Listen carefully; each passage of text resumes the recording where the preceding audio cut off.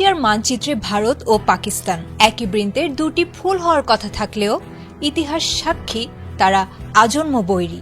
7 দশকের রাজনৈতিক তিক্ততা, ভূখণ্ডগত আক্রোশ আর বিশ্বাসের অভাব এই দুই পারমাণবিক শক্তিধর রাষ্ট্রকে বারবার ঠেলে দিয়েছে ধ্বংসের দ্বারপ্রান্তে। পিয়ানোর তারের মতো টান টান উত্তেজনায় ঘেরা এই বৈরিতায় যখনই একটু শান্তির পরশ লাগে, তখনই সন্ত্রাসবাদের কালো ছায়া সব তছনছ করে দেয়। কূটনৈতিক টেবিলে একে অপরের চোখের ভাষা না পড়ে তারা যেন পড়তে পছন্দ করে যুদ্ধের ব্যাকরণ।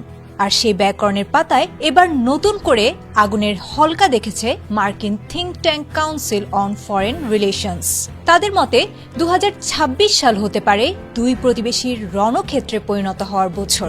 CFR এর সাম্প্রতিক প্রতিবেদনে জানানো হয়েছে, ক্রমবর্ধমান সন্ত্রাসী কার্যক্রম এবং সীমানার ওপার থেকে উস্কানিমূলক তৎপরতা ভারত ও পাকিস্তানকে এক সর্বাত্মক সশস্ত্র যুদ্ধের দিকে ঠেলে দিচ্ছে। সংস্থাটির বিশেষজ্ঞরা বলছেন, চলতি বছরের মে মাসে যে রক্তক্ষয়ী সংঘর্ষ বিশ্ব দেখেছে তা কেবল হিমশৈলের চূড়া মাত্র। পহেলগামে 26 জন নিরীহ পর্যটকের রক্ত ভেজা পথ ধরেই শুরু হয়েছিল অপারেশন সিঁদুর।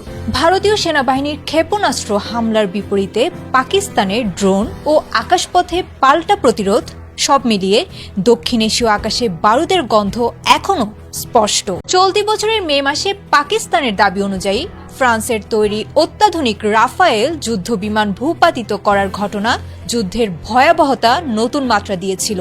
যদিও প্রেসিডেন্ট ডোনাল্ড ট্রাম্পের মধ্যস্থতায় 4 দিনের সেই সংঘাত থামানো সম্ভব হয়েছিল, কিন্তু তাতে ভারত ও পাকিস্তানের মধ্যে অবিশ্বাসের দেয়াল নামেনি কিঞ্চিত পরিমাণও। বরং ভারত এখনো ট্রাম্পের সেই কৃতিত্বকে স্বীকার করতে নারাজ।